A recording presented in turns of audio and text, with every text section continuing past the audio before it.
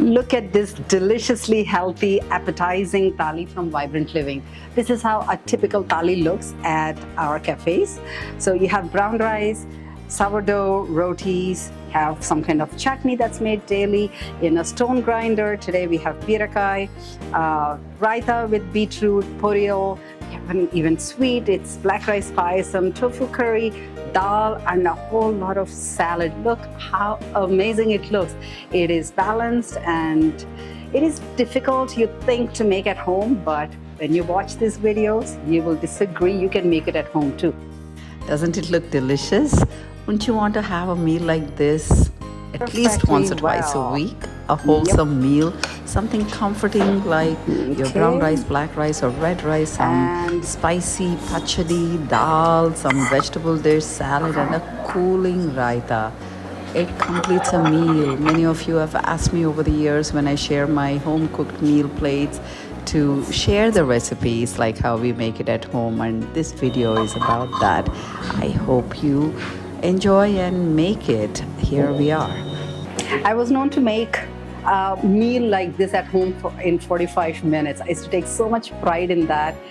I lost a little practice in the kitchen with Vibrant Living, the luxury of having Vibrant Living, but today making it for you to show you how it is, I had so much joy. Yes, it might take a little longer than 45 minutes, but it is so worth it to make meals like this at home for you and your family. Do try. There's so many components, and you do not have to make all of these components. You can make 3 of these and make it a completely balanced meal, and you can cook it under 45 minutes, most definitely.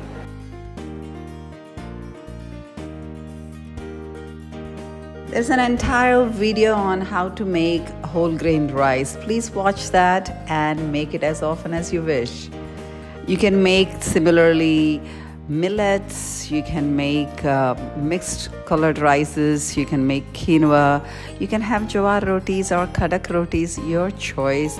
Any kind of grains will work, but you need to remember to soak it the right amount of time and cook it in a way that you can retain most amount of nutrition. Here we are using black rice. 1:3 is what we are doing, but depending on the age of that rice, you might want to have less water or more water. Just check. One day you cook, you'll understand. After this stage, you need to simmer it to get this kind of consistency. Anything can be made with this. Now this can be used in salads as well. If you have leftover from the morning, you can have a rice salad in the evening. And coming to your protein part, today we are making mango dal. Mangoes, especially their summer or spring time is the right time for green mangoes, but there is one variety called punasa in our region that gives you mangoes all the time. It's mainly used for green mangoes, sour mangoes. So you can use all kinds of lentils, legumes. There's rajmas of different kinds, and chickpeas and mung beans and tur dal. Depending on your digestive power, you can use different kind of lentils. Let's say you are not able to digest legumes like rajmas. Don't sweat, use lentils. They also have a lot of protein, especially when you mix it with millets or grains. It'll give you complete protein. Having a little fun with peeling here. So use the right kind of methods to cook your legumes so that you don't get gassy and bloated. There is a video on this channel to teach you to learn how to cook legumes. Please watch that. Here I'm using tur dal, soaked it for a few hours and used about 3 times the water, and it's cooking. I'm going to be taking away the froth. While that is cooking, I am cutting up vegetables to make dal. Now I'm using kalchatti pan. Yeah, soapstone pan to do this. It retains heat so well.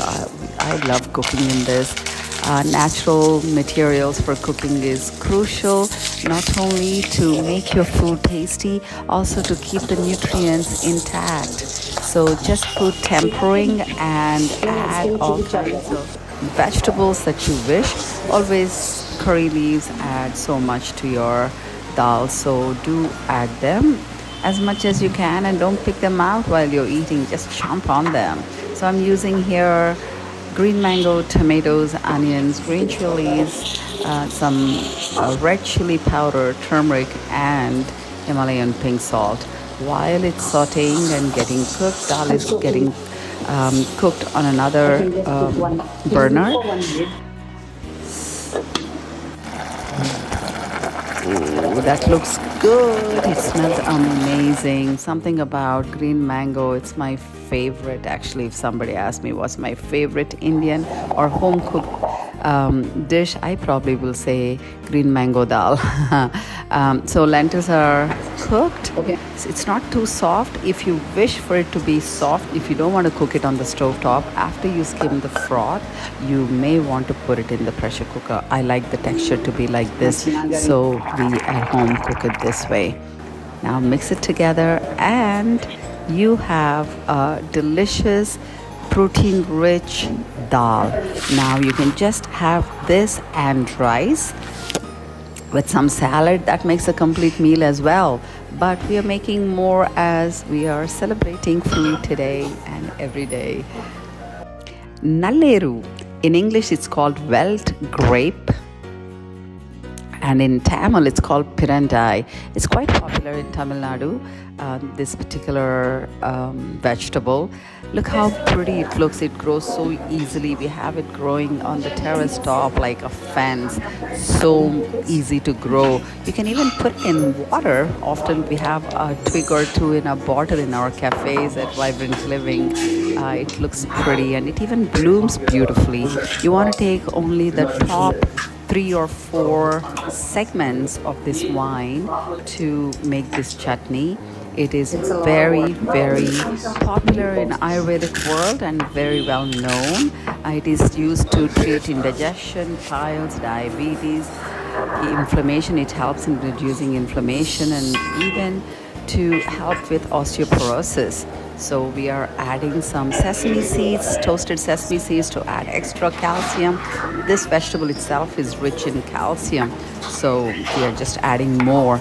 It's also amazing source of vitamin C and vitamin E.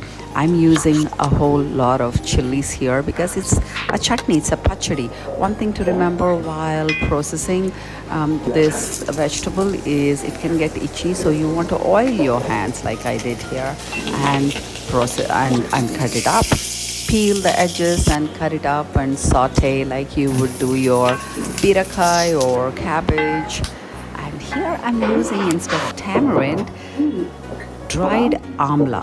We have at Vibrant Living, we marinate amla in brine and dry it, so you can just snack on it as is or use it in dishes like this for your sour factor. And using coconut for body and for richness, so it is one wholesome dish. See, now when you make this chutney, not only that you can have it with your grain in your meal, you can also save it for later to use it as a dip for your steamed vegetables or raw vegetable salad.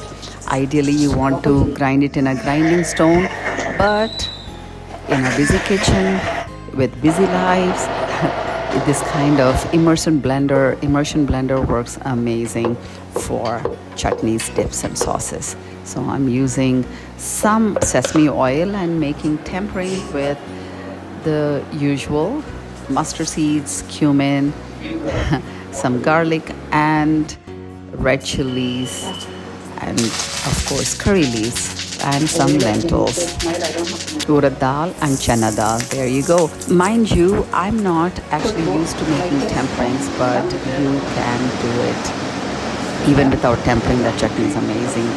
Now we are on to making more vegetable dishes. This is a very, very popular item in our kitchens, poriyal.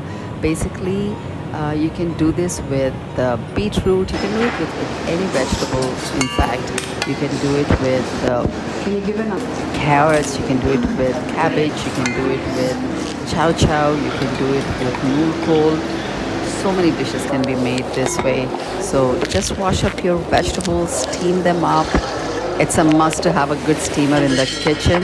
You can have any kind of steamers, but must and you should use it regularly. If you don't have a fancy steamer like this, you can always use your idli steamer to steam your vegetables. See how easily it peels off? Now these beets can be used in your salads. You can make soups. If I were to steam something, I steam always a little extra. So if I'm having a poriyal in the morning, in the evening, it will be a beetroot tom yum soup. Just it's one of the ways that I steam always a little extra. So if I'm having a poriyal in the morning, in the evening, it will be a beetroot tom yum soup. Just it's one of the ways that you can prep for easy meals.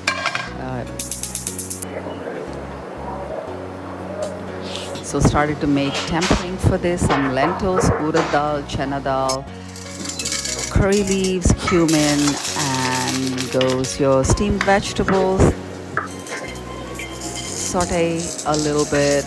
I use garlic as well. You don't have to. You can use ginger. A little bit of turmeric. While that is sauteing, I'm going to chop up the stems of beets. They are all so nutritious. You don't want to waste anything. That's so much fun in using everything in the kitchen and not waste any.